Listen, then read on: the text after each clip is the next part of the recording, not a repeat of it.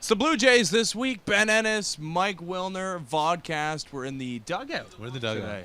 Yeah, because we don't want to be with the great unwashed. It's open. Moose is telling us to keep our voices down. Sorry, that's our bad. But and people are calling for Ramon Ortiz when it's really Esmil Rogers over there. But whatever. It's the Vodcast. The Blue Jays all of a sudden love the interleague play. This is a thing now. What's up with that? This is a team that's historically awful. Yeah. I think third worst in the history of interleague play. In the American League. Yeah. There are a lot of bad National League teams. Yes. But yes, the American League teams have been beating the crap out of the National League for years. With regularity. Not so much the Blue Jays. Mm-hmm. But now they're 3-0 with only 17 games left. It can only get better from here.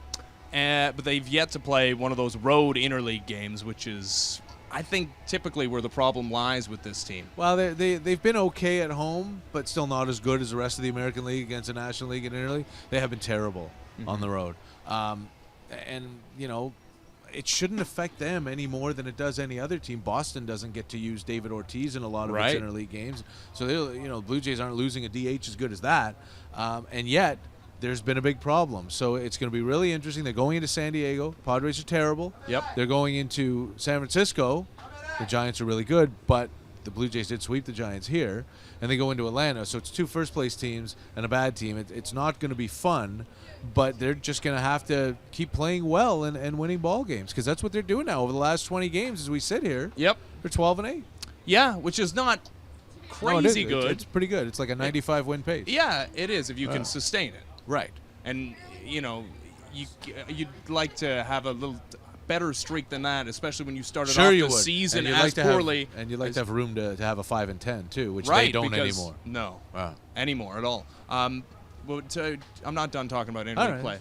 I just want to talk about the roster. There's an interleague handshake happening right behind us. Good for them. The roster machinations that are going to happen here. You can't have 9 relievers, can you? No, you can't have 9. They don't have 9 relievers now. The only reason it would be 9 is because of those 2 off days. Yeah. They still 8 relievers is too many anyway, right? Mm-hmm. It's a blight on all that is good in the world to have an 8-man bullpen. But the Blue Jays feel like they need it with Chad Jenkins, Ramon Ortiz, and Sean Nolan in the rotation for one turn. But with those off days coming up around the San Francisco series, and with Josh Johnson coming back to pitch in that San Francisco series, after Wednesday's game, when Esmil Rogers starts, they're not going to need to have the super backup long relief dudes anymore. They need a third baseman like Brett Laurie, which they're not going to have. We're not sure how long exactly. I mean, it's day-to-day at this point. Aren't we all, though? I mean, we are all day-to-day. And that's really. It's true, though. But apparently it's not as bad as Jose Reyes. Well, so great. So he's not going to miss 3 months. But he hasn't been DL'd yet as we talk. And he's not even going for an MRI, they say. So it doesn't seem like they're that worried about it. So that's good. I would be surprised if he plays before the weekend. Well, or even if he plays on the weekend. Mm-hmm. And despite and the bat was coming around, although a couple of infield for his last 17. Yeah, a couple of infield That's hits, all a right. couple of bunt Leg hits whatever. Count. But the defense is going to be missed tremendously at third base. Remember the beginning of the season when... Especially if you take my advice on what to do with Brett Laurie gone. And what's that? Put Edwin over there? Yeah, that's not... you know what? I would do it. Against really? right-handed pitchers, I would absolutely do it. You lose your DH in the National League. You got to get Adam Lind in the lineup. Ooh. Edwin was... You're looking around to see if he's here. Yeah, because I want to choose my words carefully. A nightmare at third base. Yeah. But... If you remember, oh no, sorry. And he knows it too, and he carried it, and he embarrassed himself, and I think it made him worse. But Brett Laurie came up, or first of all, Jose Bautista moved to third, and Edwin moved off third for good, and that was in the middle of 2011, and then Brett Laurie came up and took over, but Laurie got hurt late in that season, and Edwin played 3 or 4 games at third base late in that season, and he was fine, and I think we know he can pick it. Yeah, the throwing has always been the issue, right? It's kind of half made some really good throws to second, start kind of an place. important issue. But you know what? If you need it for 4 or 5 games, just so that you can get your best offensive lineup together, I would do it. I would do it. I've seen this team play defense early this season. Right. So how is many he going to runs be any worse than Maestro Stures was over there? Yeah, I don't know. I'd way rather have Jose in. And that way you get Anthony Gose in too. Yeah, I would. But I'd rather have Adam Lind's bat than Anthony Gose's bat at this point. We'll continue this conversation in just a second, but we talked to really just Reed getting Johnson. into it right I know. Just calm down, Mike. Reed Johnson, one of my favorite Blue Jays, a lot of people's favorite Blue Jays. He's the subject of today's Ford Leaders in the Field. Ford Leaders in the Field. Presented by the 2013 Ford F-150, Canada's Player of the Year for 47 years running. A lot of Blue Jays fans remember you very positively from your time here with the Blue Jays. Do you have positive memories when you come back here? Do you feel good about coming back to Rogers Center? Yeah, for sure. I mean, anytime you spend the first 5 years of your career somewhere, the organization that gives you a chance to break into the big leagues, and really the organization, I think, that's responsible for me sticking around. This is my 11th year now, so it's definitely some special memories here. We have memories of you playing some nice caroms off the walls here. Is there anything you can tell these outfielders about how to play defense here? Well, I got one last night. Was able to, keep a run from scoring from first base. But yeah, it's just all those memories of playing left field and right field, and all you can do is try to drop a little bit of knowledge with these guys. Obviously, the ball comes off the outfield walls pretty hot as well too, so you can keep guys from getting to second base a lot. So I think we got some good outfielders obviously, and those guys are pretty knowledgeable already, but it's good to let them know every once in a while as well. Reed, you talked about this organization giving you a chance in the major leagues, and it's an interesting phrasing because obviously everyone needs that club to give them a shot, but when I think back, you're the one who gave yourself a shot in the major leagues. You're the story for minor leaguers who get those call-ups in spring training. You blew the doors off in 2 games and you were in the big leagues 3 weeks later.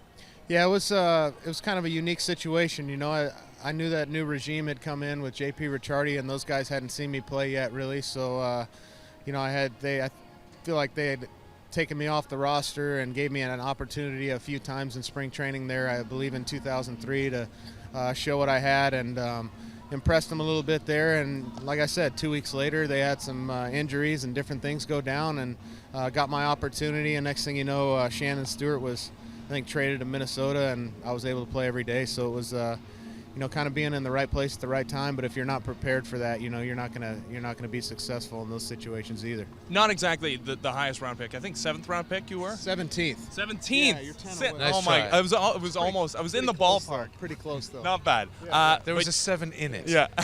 I got 2 years of school with my contract too, though, so that's a good thing. Yeah. But you look at a bunch of the outfielders on this team, Jason Hayward and Justin Upton and BJ Upton. These are guys that were high draft picks and highly touted, and it's a different situation, I'm sure, for them coming through the minor leagues. Is there any wisdom you can impart on guys like that? Because you're a veteran guy, been around 10 years now. Well, obviously the guys that I've faced over the years, I think that you can get an idea of what guys are trying to do. And, I think as a hitter, if you can eliminate pitches, like, hey, this guy tries to do this, but he has a tough time doing it.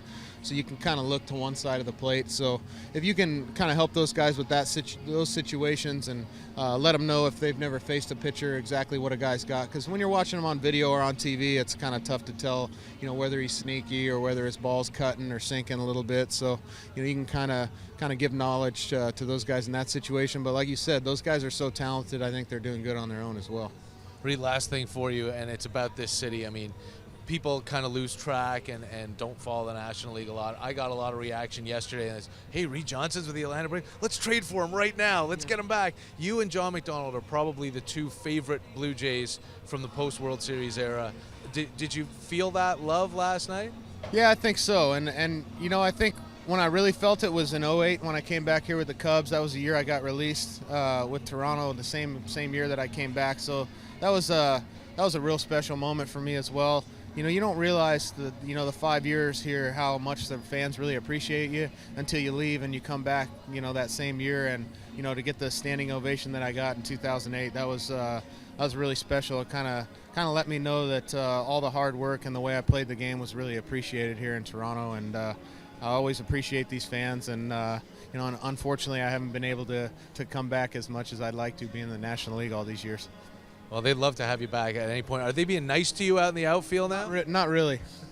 But they've got I don't blame them though. They've got their team to root for, and I think that's it's going to be a similar situation when I go to Chicago. They'll be cheering for me, but if I do something good, I think the tides will turn. If it helps at all, they were riding Vernon really hard too when he came in with the Yankees. Yeah, that's all right. That's what B-Dub gets. That's what he gets. But I'm sure he's happy in New York. I know he always enjoyed playing there. So I think the players move on, and I think the fans will eventually move on as well. They want to root for their team. They want to get wins. So we all understand that as players.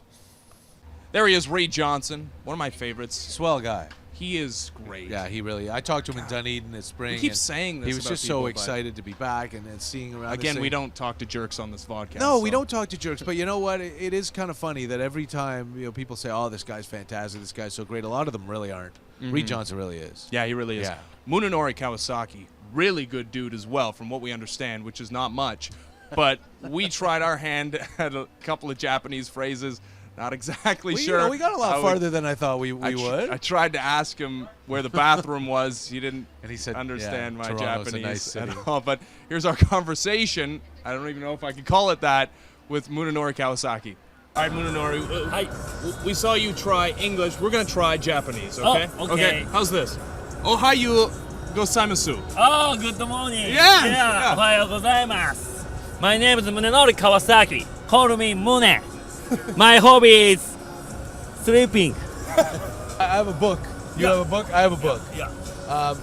You seem to have a lot of fun. Kankyu? Fun? Is that right? Thank you. Kankyu? See, the internet. No good. Fun. Fun. Happy. Happy. Yukai. 楽しい. Yeah, yukai. Yes. Okay. Yukai. Okay. はい。 Tor wa doku desu ka? え Tora. Yeah, トロントはどうですか? Yeah, トロント very nice. Toronto, good people kind. Japanese food many. Yeah. And good. For you, Japanese food, you said. Yeah. Many in Toronto. What do you Sushi. like? I like sushi. You know hiro sushi? No? Oh, yeah. Sushi's good. Sushi, hiro no sushi, good. Oh. Okay, yeah, what type of sushi, though? Tuna. I like tuna. Oh, yeah. Yeah. Spicy? No spicy. Yeah. Wasabi? Oh, You know wasabi? wasabi? Yeah, wasabi many. A little too... I like wasabi. Yeah? Yeah, I'm a Japanese. A little too spicy for me. Yeah, me know what's up. Try. Yeah, I tried. It's a little too spicy, though. We have to talk. No spicy. No spicy? No spicy. It hurts the throat. Yeah. Take it easy. Yeah. Okay, take it easy. Yeah. Very good. Yeah. Thanks, Munenori. Thank you, arigato. Arigato. Yeah, arigato gozaimasu. Don't touch my mustache. Don't touch my mustache. Arigato. So that was something. That was fun. It was. It's always fun. It is. He never And you know seems what's- uncomfortable, despite. I mean, I can't imagine what it would be like for him to come to a foreign land and not really understand much. Yeah. But he just jumps right in. You know, I saw him having a conversation With with Reed Ramon Johnson? Ortiz. Oh, okay. And Reed Johnson. Reed there was- Johnson as but well. that was 2 seconds. He was talking to Ramon Ortiz for a good 5 minutes. And I have no idea if either of them knew what the other guy was saying. The language of baseball. It really is. But he was a little bit different. I mean, he wasn't as amped up, I guess, as just hitting that two-run double to win a game with the great interview with Arash Madani. But I wonder how much he's playing up the clown thing, and it seems to be working. Good for him. People are falling in love with him. Right, and why not? I feel like not enough players market themselves like that. Yeah. Be funny. Be a clown. I love it, personally. But Fans are digging it. as far as his game is concerned, he's really impressed me as a hitter. Defensively, he's had his moments where, I mean, obviously the key error in Baltimore, but working the count, taking as many walks as he's had, really, I mean, he's been pretty good offensively. He hasn't been pretty good offensively. No, he has compared Based to on what his- my yeah. expectations were. Based on expectations, he's been an all-star Yeah. offensively. But He hit a ball to right field. I know, in and he game one. crushed it too. And He's gonna hit a home run maybe one of these days. Yeah, I don't know if he's going to hit a home run. He might hit a home run one of these days. I mean, people do. I haven't seen him take BP. Does he hit him out in BP? I 'Cause haven't noticed if Ichiro he hits them out. hits Yeah, them Ichiro will out do whatever he with wants, regularity right? in BP. It's the people actually believe if Ichiro really wanted to, he could hit 500 home runs in a season. I kind of thought he would do that at Yankee Stadium. Yeah, I thought he might too. But with Kawasaki, I mean, look, he's hitting 240. He's got on base of 340, which is lovely. Yeah. He's not slugging at all. He's got 3 or 4 extra base Little hits. speed. He's got speed. He's second on the team in stolen bases. But that's only because Reyes is out. Look, he's doing an okay job, and he's being an okay 9-hitter. He's David Eckstein in the field with a little more range. Got a better arm than Eckstein. I don't think he does. He You has don't to take think- a running start for every throw But he he makes. doesn't look as awkward as Eckstein did throwing the ball. It's close, but you know he's being a fine fill-in for Jose Reyes, but that's really all it is. And I don't think Write it's him going in to for be the All-Star very, game. very hard for them to make room for him once Reyes comes back. But we'll see what happens. Who knows who gets hurt or what sort of moves There's happen. at It's still a month away. 45 injuries to be played out maybe. before Reyes comes back. But he took BP the other day, which is good. Sure. He still has to run. Until he runs, Yeah. full out runs, I talked to him on the weekend, and he says he can take BP all he wants. He can hit off a tee. He can even take ground balls. Until he's sprinting, Yeah. he's not ready to even start thinking about getting in games. Well, hopefully that's on the horizon. Anyways, he's Mike Wilner. Follow him on Twitter. He's at Wilnerness590. He's got 10 trillion followers. Be nice. You don't have to, Or you really. won't follow me for I mean, long. you don't have to be nice. You'll just get blocked. Yeah. You can be rude at me. As long as you follow me, I don't really care because I'm just looking for followers. If I could get to 2,000, that would be amazing. I think I'm at like Well, tell them 1670. how to find you. I guess that would be key, Yes. right? Okay, it's at Bennis Esnet. And follow the podcast as well, at Jays This Week. And you can listen to our audio podcast because we're across all mediums. He's Mike Wilner. I'm Ben Ennis. We'll see you next week. Just said mediums. Sorry.